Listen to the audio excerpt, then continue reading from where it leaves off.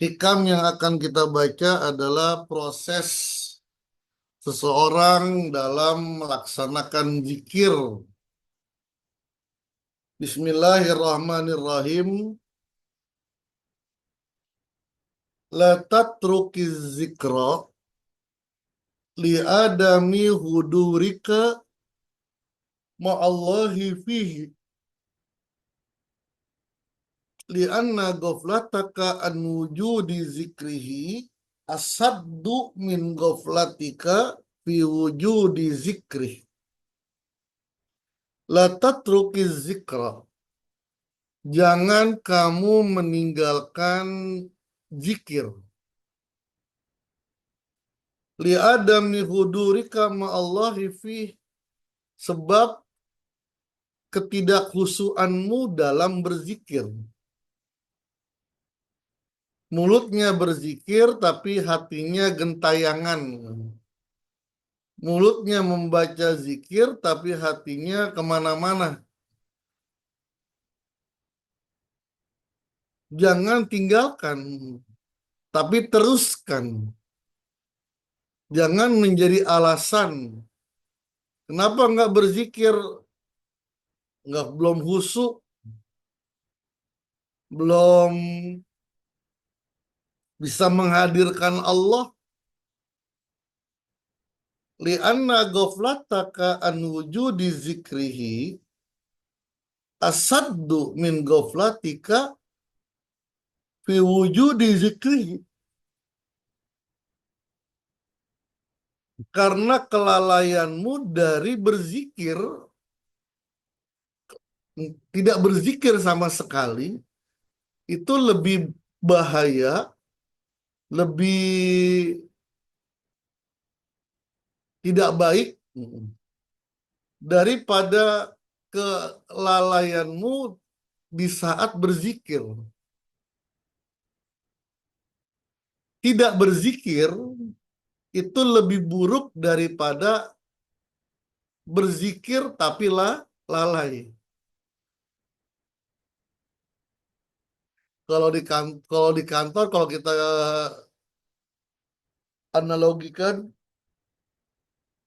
tidak hadir ke kantor itu lebih buruk daripada hadir ke kantor tapi kerjanya kurang maksimal. Itu lebih bagus daripada tidak hadir. Tidak hadir manakib di sirna rasa itu lebih tidak baik daripada hadir meskipun ketika manakiban dia bermain, bahkan dia tidur gitu. Lebih baik dia manakiban tidur daripada dia tidak hadir manakiban gitu. Lebih baik dia berzikir tapi dia lalai daripada dia tidak berzikir sama sekali. Kenapa?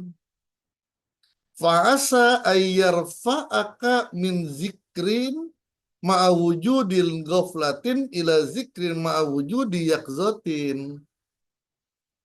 Dengan berharap Allah akan menaikkan derajatmu, menaikkan kualitas zikirmu dari lalai dalam berzikir sampai kepada sadar dalam berzikir. Ini bisa diartikan ya, udah kita sebagai murid kerja aja udah gitu. Jalanin saja gitu. Nanti pada waktunya ya akan dirubah gitu. Akan dibaikkan. Jadi kalau dalam Toriko ini yang penting cinta dan yakin. Terus hadir ke manakiban. Nanti biar Allah yang membuka hati kita sehingga merasakan kenikmatan dalam berzikir. Jalankan saja apa yang meskipun tetap berusaha, gitu. Tetap berusaha untuk melaksanakan segala maklumat dari guru agung. Ketika belum bisa melaksanakan, ya sudah jalankan saja, gitu. Jalankan saja, nanti sudah pas waktunya guru mursyid yang akan memindahkan.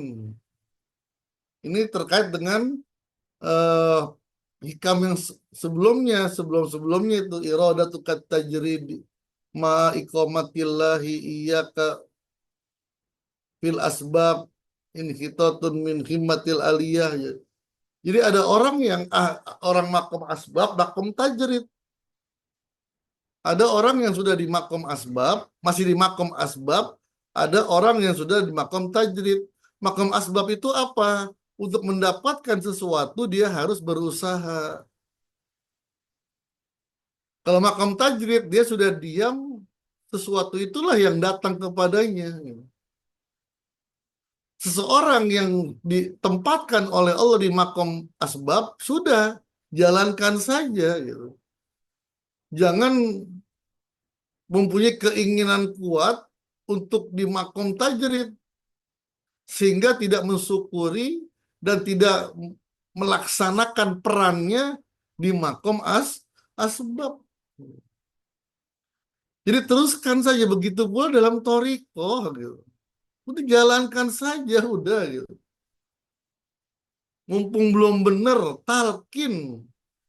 Jadi Abah ini sekarang sedang gencar-gencarnya talkin. Berkali-kali maklumat itu berisi talkin. Tapi sebagian kita membatasi gitu. Kemarin di grup Waktal juga di share thariqah anti rokok. Sampai akhirnya saya dalam hati, apakah dalam talqin itu kita perlu bertanya dulu, apakah kamu merokok atau tidak? Kalau kamu merokok, kamu jangan talqin. Tinggalkan dulu rokokmu. Ini bertentangan dengan apa yang sedang diperjuangkan, ditugaskan oleh Allah kepada guru agung untuk mentalkin siapapun. Belum benar Abah, mumpung belum benar. Belum bisa istiqomah, mumpung belum bisa istiqomah. Kenapa? Fa'asa ayyarfa'aka min zikrin ma'awujudi goflatin ila zikrin ma'awujudi yakzatin. Dari zikir yang lalai, dinaikkan kepada zikir yang sadar. Apa? Sudah mulai merasakan nikmat. Wa min zikrin ma'awujudi yakzatin ila zikrin ma'awujudi fudurin. Dari sudah merasakan kenikmatan zikir, udah mulai enak nih. Dia zikir sudah merasakan manisnya lah. Diangkat, diangkat lagi sama Allah, diangkat lagi sama guru mursyid. Zikir dengan merasa kehadirat Allah, merasa dihadirkan oleh Allah. Di hadapan kita ada Allah sedang mendengar kita, sedang menatap kita. Teruskan zikirmu. Wa min zikrin ma'awujudil khuduri ila zikrin ma'awujudi ghaibatin amma siwal mazkuri. Dari zikir yang kita merasa dilihat oleh Allah, dekat dengan Allah, diangkat lagi. Kemana?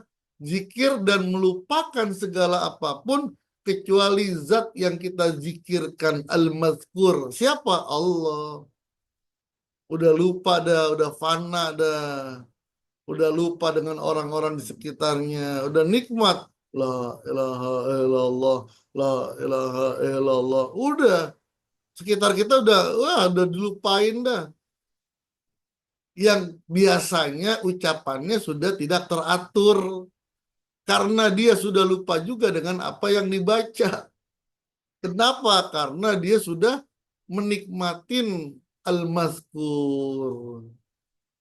Saya sering memberikan ilustrasi ya seperti orang berjoget. Joget pertama mengikuti irama. Semakin asik, jogetnya malah nggak bener. Kemana-mana. Kenapa? Saking nikmatnya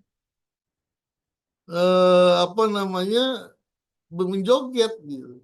Begitu pula ketika fana lupa semuanya. Bagaimana caranya? Nggak ada cara kecuali istiqomah dalam berzikir. Nanti Allah, guru mursyid yang akan menempatkan kita. Jadi kita ketemu dengan ikhwan, gimana? Udah terusin aja, udah gitu. Kalau bisa ditinggalkan, kalau belum bisa ya sudah kerjakan, tapi terus berzikir, terus suhbah, terus robito, biar nanti dipindahkan, diangkat, turun hidayah. Itulah metode dakwah tasawuf. Beda dong. Dakwah syariat dengan dakwah toriko. Caranya beda. Yang pernah saya berikan contoh, ada 3 orang pelukis gitu. Disuruh melukis sang raja. Pelukis pertama, yang sang raja itu mohon maaf matanya pike. Pike itu ya cuman ada sebelah doang gitu. Sebelahnya buta. Maka orang yang pertama menggambarkan seperti apa yang ada. Udah itu aja. Raja berdiri di atas, duduk di atas kuda dengan gagahnya, tapi matanya sebelahnya buta gitu. Dan pemandangannya jadi nggak enak. Raja marah. Kamu menghina saya. Kok saya jelek banget sih gitu. Orang yang kedua, dia karena takut seperti yang pertama, akhirnya matanya dibikin melotot dua-duanya. Berlebih-lebihan. Raja marah lagi, kamu menghina saya. Saya kan mata saya satu gitu. Yang ketiga, orang toriko, orang tasawuf, dakwah tasawuf. Tasawuf apa? Raja sambil memegang panah. Raja memegang panah. Untuk melepas anak panah, maka mata yang kanan ditutup, mata kiri yang dibuka. Itu cara tasawuf gitu. Jangan dihakimin. Maka ada pertanyaan, bagaimana hukumnya orang gak sholat? Kalau orang-orang syariat ya neraka gitu. Bukan murid, nggak pantas jadi murid. Tapi bagi orang toriko, bagaimana menghadapi orang yang tidak sholat? Ambil tangannya, bawa ke masjid, bawa ke tempat makan, bawa ke tempat yang dia suka. Setelah itu bawa ke masjid. Nah, inilah dakwah toriko. Jangan dihancurkan dengan cara-cara yang tidak tidak itulah tidak bertorikoh gitu. Tapi masing-masing punya cara lah. Wallahu a'lam bishawab. Assalamualaikum warahmatullahi wabarakatuh.